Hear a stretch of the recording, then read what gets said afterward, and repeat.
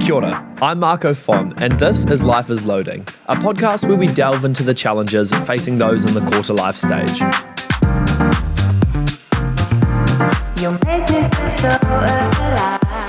Whether it's mindlessly swiping left on a Tuesday night or adamant that the next swipe is the love of your life, it's quite normal to find yourself surfing a dating app. However, a 2025 Forbes health study in the US found a significant portion of respondents, 78% of Gen Z and 80% of millennials, felt fatigued by dating apps. Plus, a global study commissioned by Tinder says we are stuck in an assumptions epidemic, with green flags often being misinterpreted as red ones, and false narratives being built around that. An interesting quote from the study said that when someone can't quickly decipher whether a potential partner is exhibiting red flag or green flag qualities, they toss a white flag and surrender instead. So if you're in that boat, is it even possible to organically meet the one anymore? And is it time we just focused on compatibility rather than aimlessly swiping? Today we hear from someone who has done more than just try dating apps. She's made one herself.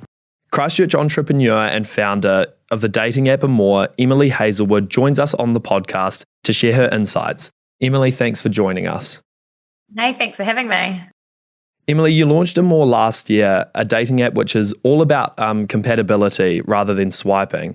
On your website, it says, it was born from the belief that love deserves better because you were frustrated by the superficial swiping and safety concerns. Can you talk us a bit through about your experience with online dating and what's led you to this?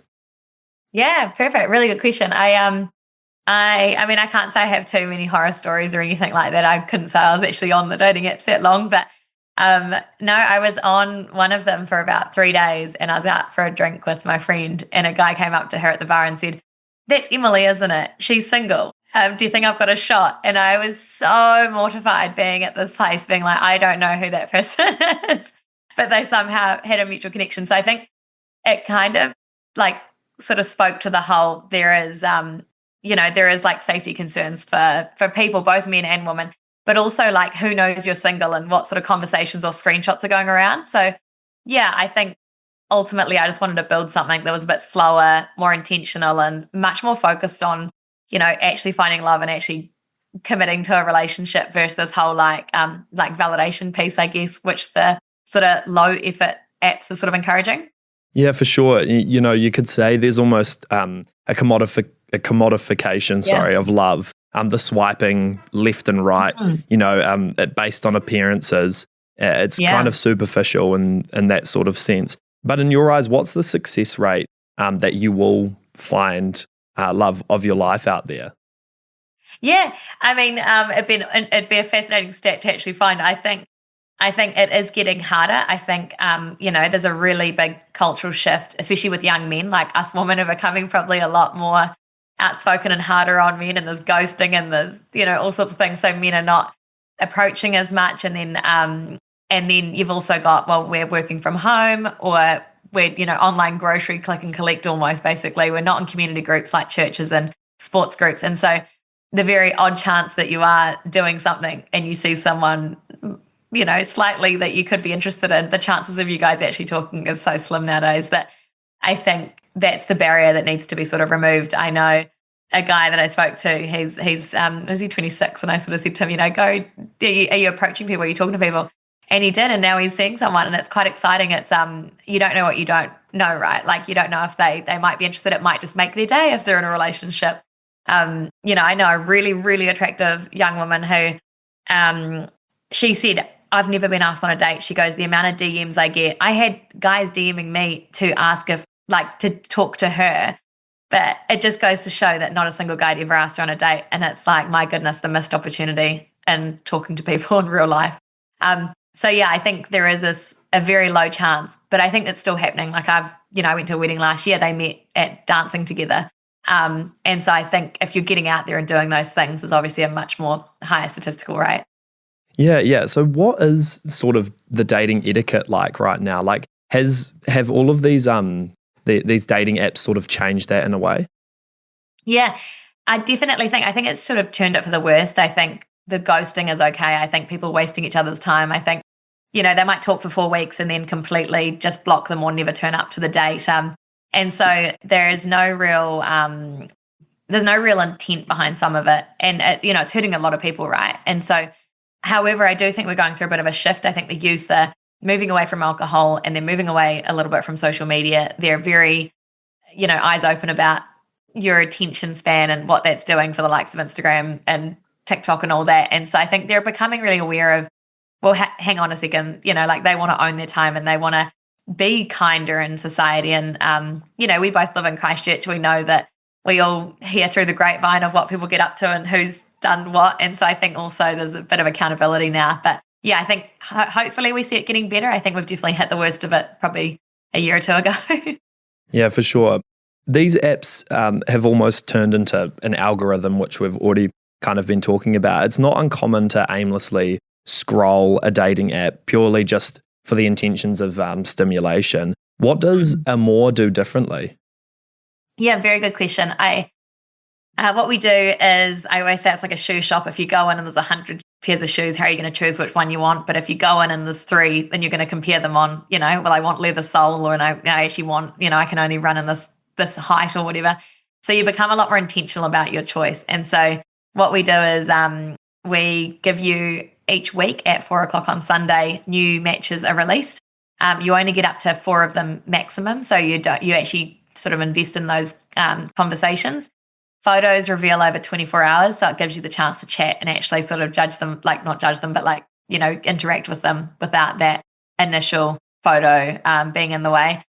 And also it's compatibility based. So it's very much focused on actually the key elements of what relationship should be, your personality type, your attachment style, your faith, your belief in how money should be spent and how involved your family are, and all those key things that actually typically are key indicators into divorce later. So yeah, very compatibility focused, and also just a lot more secure. You're not being seen by 100 people in Christchurch this week. You're actually only maximum seen by 4, and you've got the chance to unmatch them before the photo shows if it might be someone you may know.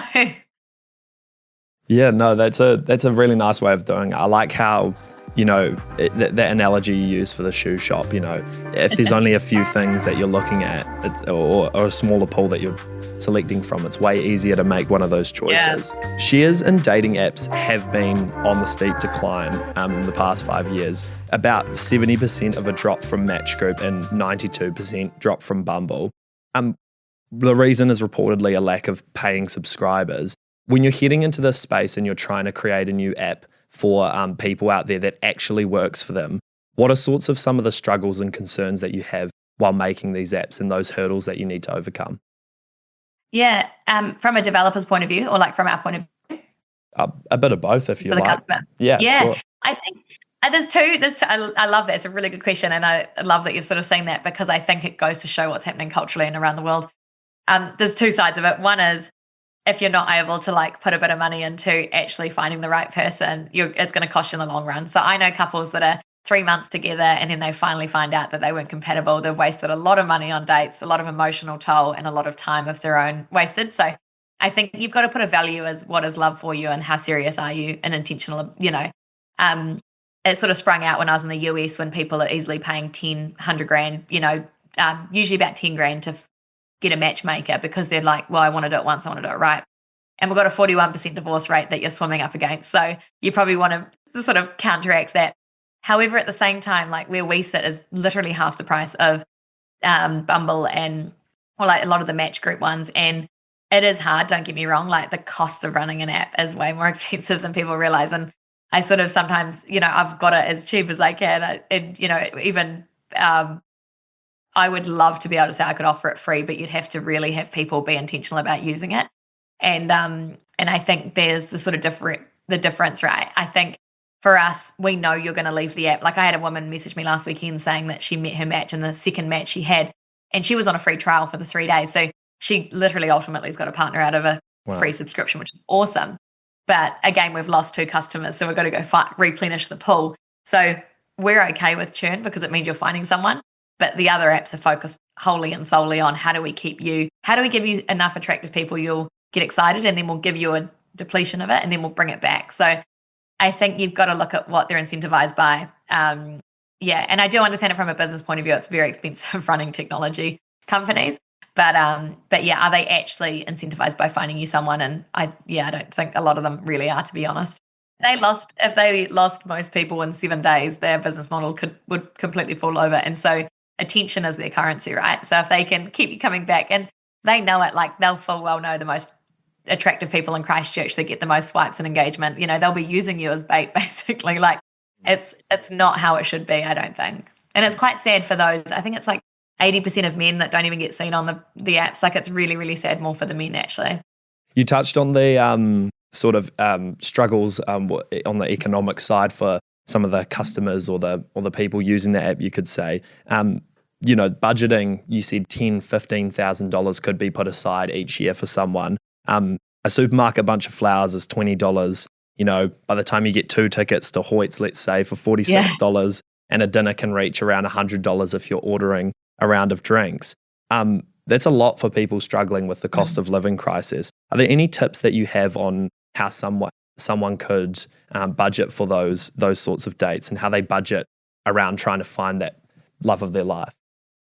Yeah, and that was US statistics for 10K. I think in New Zealand a matchmaker is about 700 for 3 introductions, so it is still very steep. Dating apps are about $60 a month. I think we sit at 30. I think that there's a huge shift. I think we were in a thing the other day that a lot of our people, their first date suggestion is actually coffee. Now, great first date, it might cost you $12, depending if you're getting a scone or whatever. You probably might not want to eat in front of them on a first date. If I know a lot of people get worried about what's in their teeth. So I think it is quite cheap to go on a first date. And so I think, I think a lot of people are also getting on dates quicker. So, you might go out for, say, 3 coffees in a month and meet 3 lovely people. It's not super, super expensive. We are seeing a shift towards, at-home dates as well. Going to a restaurant's really expensive. First Table is a great example of how to still be able to go and take someone for a dinner and only pay half the bill. There's definitely some smart hacks. However, you're also, depending if you are going into it as a relationship point of view, you don't want to look like someone who's going to sort of cut corners on everything. So you still want to do nice things, but I think, I think standards are a lot more fair on what the expectations are in dating. But yeah, I mean, it is expensive, right? Like it's expensive to be single. It's expensive to date. It's just figuring out where you're pulling the money from and where you're going to put it into. Like, what's your priorities? If you're spending it on other things, it might be alcohol, and you go out every month. It might be a better indicator to use that budget for actually dating. It's actually something you have to have a think about and keep in the back of your mind when you are doing your week to week. Yeah, that's an interesting way of putting it. It's obviously there's all of these factors that do make people apprehensive to sort of get out there. And it's a lot easier to stay in the DM section and just try and be talking to someone that way. But what kind of advice do you give to someone trying to overcome those anxieties in real life, and how do they go about approaching someone? Yeah, I love that. I think everyone's got to remember that everyone wants connection. Like, we're all human, right? Everyone wants to be felt. Everyone wants to feel special. Everyone wants to feel like they're loved. And it's quite a lonely world. I know people that are worth silly amounts that say the biggest thing they miss in their life is actually having someone to share it with. So just remember, we're all looking for it. I think rejection, I always say rejection isn't failure, it's redirection. So getting rejected, it's not you failing, it's just you're being pushed in a slightly different direction. So I think take that and run with it. And I think courage builds confidence. So just, you don't want to be sitting there going, oh man, I wish I had just gone up to that woman at the supermarket. Like, that could have been, there was something there. Don't go with your gut, just follow it. And I think, stay out of the DMs if you can. I think the DMs are good if you don't have that much confidence, or that's the only way you know them. If you've seen someone a few times and you feel comfortable about it, do approach them and just be intentional about how you approach them. Like, it's not about sort of hitting on them and making them feel sexy or anything. It's actually, I think, more, what's a great question, or what's something that's really nice that you've noticed that's not, sort of creepy, because I think that's the problem. We're all scared of like how to approach, but I think it's actually just making that approach. And, if you get left on scene, then run with it and move to the next opportunity, I guess. For sure. According to a 2024 study by Tinder, over half of single men and women between the age of 18 and 34 say they want a romantic relationship. However, almost all respondents said the current dating environment was more challenging than ever. In 2025, how much harder is it, do you think, to find the one organically? Oh, very good question. I think we even if we do find the one, we somehow seem to want more. It's the grass is greener. I think we're not investing in the relationships that we may already be in, or we may have left to find sort of greener pastures, I think. So, I think like movies and, even TikToks and stuff where you hear these people say things, it gives you a false pretense that there's better out there. So I think for those in relationships, it's actually I say to people, if you had to run with this for the rest of your life and you have to be with this person forever, would you take it? Or would you take the next one, which you have to be with? You have to marry that next person. You don't know who it is. Where do you sit? If you would get rid of the first one, you're probably not in a relationship you want to stay in. But I think that's a big one. Like when you do find someone, is really like, make sure you're actually watering your own garden. But it is hard. And I think that people are so burnt out and people aren't investing in the relationships because they're just constantly so used to rejection or so used to having to get back up and start again. So yeah, I know guys that have been cheated on by two, a girlfriend and then the second girlfriend. And so, for them to go trust again, it's so hard. But you just got to keep getting back out there if you want a relationship, because I'm sure no one really just stumbled and fell across someone super easy and it's been easy breezy from day one. We've talked about most of this maybe in the connotation of heterosexual relationships and men and women meeting each other online. But for the LGBTQ community, what sorts of things can they look forward to? Is there anything involved in Amor that can help them out? I think, well, actually, it's interesting. We did offer, we do have you can select if you're female, male, or non-binary.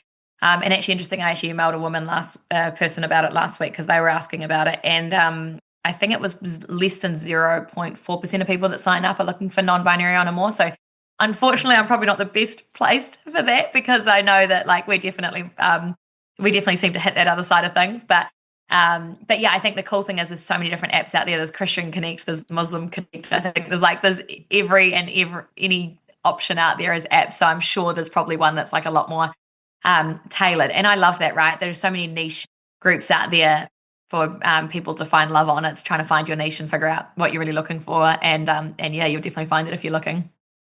Awesome. Something else I wanted to touch on as well.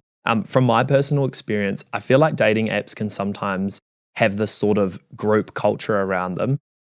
For instance, you might be sitting in a flat and somebody's on Tinder. Everybody else is watching around and they're like, oh, who are you looking at? Who's this? Who's that sort of thing. What sorts of stigmas around that group kind of dating culture almost can you comment on, and how do you see that changing the nature of dating for people? Yeah, it's funny, it'd be interesting to see a boys' flat versus a girls' flat, because I know you'd be amazed how many signups we get saying, oh, my flatmate was using Amor and she was talking about it and now I've jumped on it. And so the woman we definitely see as a referrer. Men are different. I think you guys might psych each other out a bit. It might be like, oh no, you could do better, or oh man, she wrote that on her profile, or oh, look at that photo. Where ultimately, if you didn't have that pressure around, you probably might actually give them you might be like, actually, this is someone I'd really like to meet or go on a date with. So I think there can be that problem of when it's a group mentality. It's like mob mentality, right? It's amazing what people will do as a group versus what they'll do on their own. I think dating should be probably kept a bit more private. But again, if you sort of wanting help or confidence, hey, what should I say to this person? It might be a little bit better, but yeah, definitely. I've seen that before where guys have taken the group mentality, and it is harder because they're sort of looking for 10 out of 10s on a dating app, which is quite hard to find.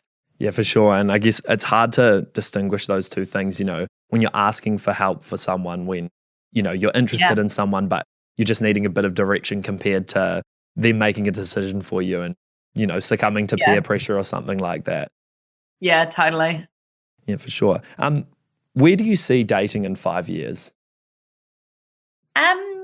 It's a really good one. I think I think we're moving back towards slow dating, and I really do. I think it's a big shift, and like you said, with the match group and stuff, their share price down. I think that's a positive indicator that we're moving away from this quick swipe culture. I think we're using technology to assist in dating, but it might just be through the algorithms that can actually, for us, we're asking the sort of top 100 questions that you would have in a very short time to already figure those things out for you. So it is ultimately making it quicker. But I think people will move towards giving it a bit more time. I think, I think we're a lot more aware of online bullying. We're a lot more aware of quick judgment. We're a lot more aware of algorithms. We're a lot more aware of, if you click one thing on Instagram, you're starting to get a whole lot of it, and we know how it's working. So people are sort of like rebelling against it, which is quite cool. I know when we do date nights in Christchurch, we get a really decent turn up for people wanting to actually go on these dates and meet in person. And there's a lot of groups, even in Aussie, Thursday date, I think it's called, where you all go out on a Thursday and meet. So yeah, I think we're going to move slowly back towards that.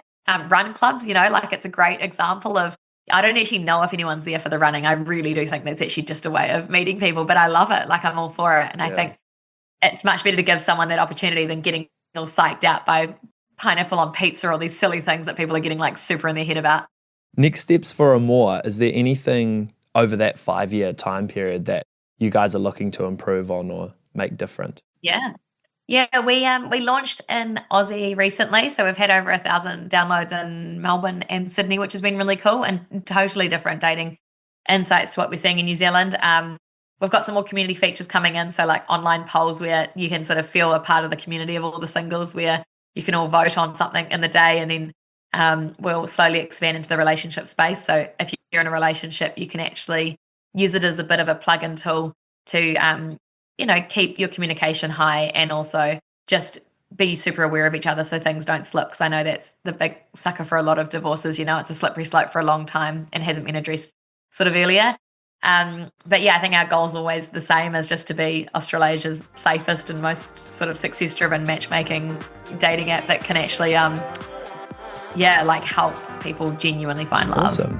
Well, and a nice message to end off with. Well, Emily, thank you so much for joining us on the Life is Loading podcast today. We've really appreciated you coming in and talking about your dating app and the wider dating world. Yeah. Hey, thank you so much for having me. That's it for this episode of Life is Loading. This podcast is part of the Kokako Network. It was produced by Marcus Allan, Aleksandra Bogdanova, and Alice Homer. It was edited by Dom Hamilton, with graphics by Anaya Pasha and Ella Dickens. For more content from Kokako, head to our website kokako.media or catch us live on 96.1 and Channel 200.